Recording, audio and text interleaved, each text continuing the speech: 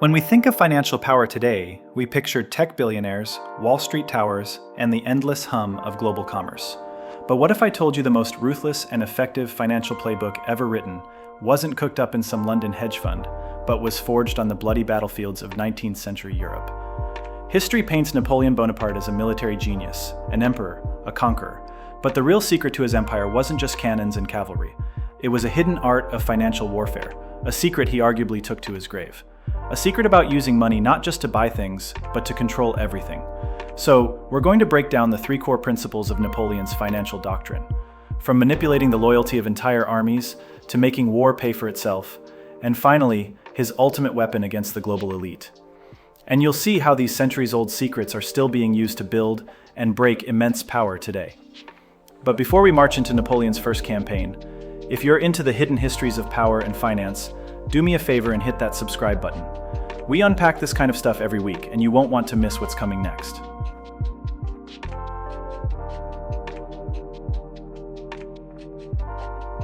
In 1796, a young, unproven General Napoleon Bonaparte gets command of the French army of Italy. This wasn't a promotion, it was a poisoned chalice. The army was a complete wreck, beaten down, starving, and practically an open mutiny. The government back in Paris nearly broke from all the revolutionary chaos, was paying its soldiers in a worthless paper currency called assignats. This paper was depreciating so fast, a soldier's pay could become worthless before he even had a chance to spend it. This is where Napoleon pulls off his first financial masterstroke. The whole Italian campaign was launched partly for money. The government desperately needed cash, and the wealthy states of Italy looked like a piggy bank waiting to be smashed. As Napoleon's armies started winning, he seized that wealth.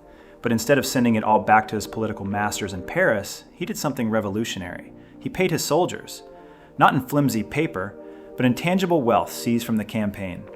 Imagine the psychological shock. In a world of financial chaos where your wages were just a government's broken promise, Napoleon delivered real assets directly into the hands of his men. This single act was more powerful than any speech. It wasn't just payment, it was a statement.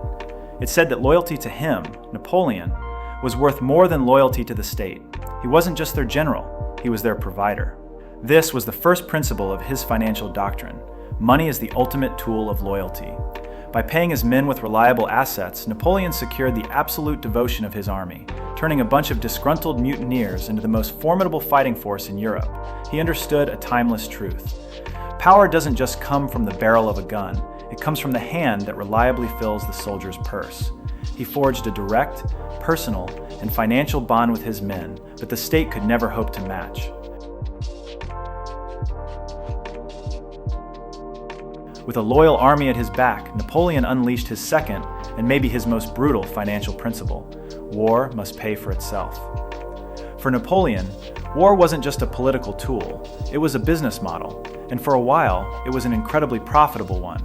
The Napoleonic war machine ran on a simple, ruthless formula. Conquered territories weren't just defeated, they were systematically stripped of their wealth. This wasn't just chaotic looting, this was a highly organized system. Defeated nations were forced to pay massive indemnities or reparations directly to the French treasury, often covering the entire cost of the campaign against them and then some. But it didn't stop there.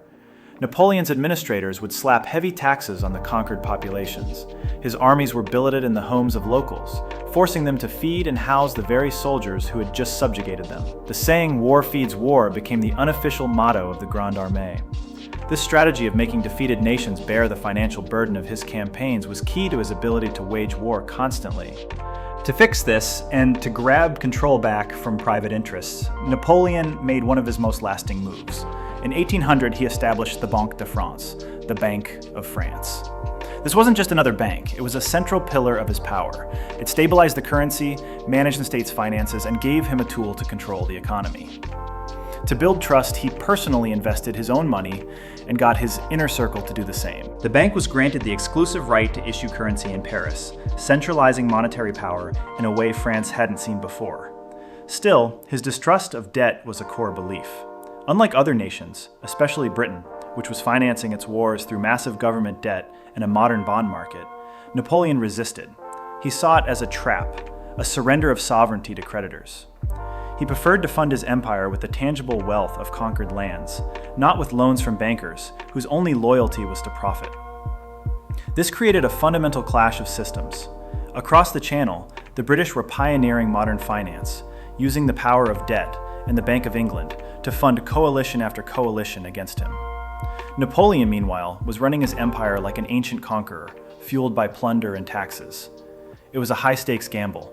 For as long as he kept winning, his system worked, but it was brittle.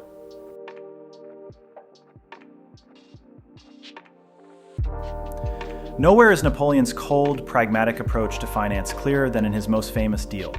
In 1803, he was facing a renewed war with Britain and dealing with the disastrous, expensive slave revolt in the French colony of Haiti.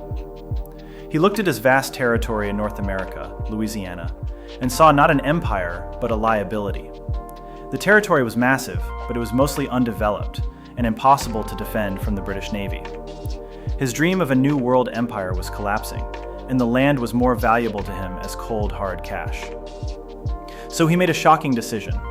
American diplomats, including future President James Monroe, had come to Paris hoping to buy the port of New Orleans for up to $10 million. Instead, Napoleon offered them everything, the entire Louisiana territory, all 828,000 square miles of it. The asking price was a jaw-dropping $15 million. This wasn't generosity, it was a masterstroke of financial pragmatism. With that one deal, Napoleon hit three critical goals. First, he got a massive infusion of cash to fund his upcoming war against Britain. Second, he dumped a colossal asset he knew he couldn't protect. And third, maybe most strategically, he created a powerful future rival to his main enemy, Britain. He was selling an empire to build an empire. The Louisiana Purchase perfectly captures his financial mind. He was completely unsentimental. Assets were only useful if they served his immediate goals. He understood that sometimes the smartest move is to cut your losses and liquidate, turning a weak position into a powerful advantage. He didn't sell land, he sold a problem, and bought himself a war chest.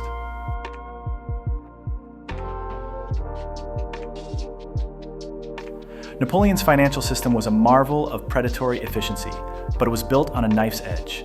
That total reliance on constant victory was its ultimate tragic flaw. The beginning of the end was the disastrous invasion of Russia in 1812. The Grande Armée, which had lived off the land and the wealth of conquered Europe for years, froze and starved in the vast, empty Russian winter. There were no rich cities to plunder, no defeated governments to send a bill to. There was only ruin.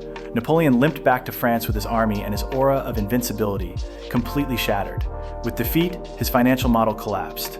The river of foreign money stopped flowing. The war feeds war engine ground to a halt and then slammed into reverse. Suddenly, all the costs of war fell squarely on France. Taxes had to be jacked up, hitting the very French citizens he had shielded for so long. The economic stability he'd so carefully built began to crumble. His enemies, funded by the deep, debt-fueled pockets of the British financial system, could afford to lose and raise new armies.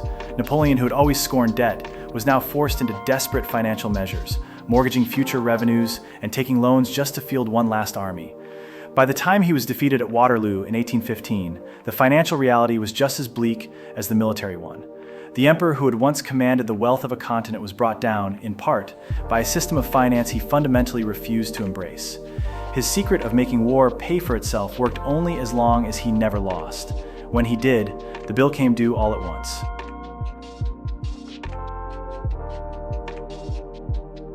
So what was the money secret Napoleon took to his grave? It wasn't a treasure map, it was a philosophy. A ruthless, pragmatic, and deeply cynical belief that money is the ultimate amoral instrument of power. It's the idea that loyalty can be bought, that war can be run like a business, and that true power means freeing the state from the influence of global finance. And these secrets are anything but buried. Look around the world today.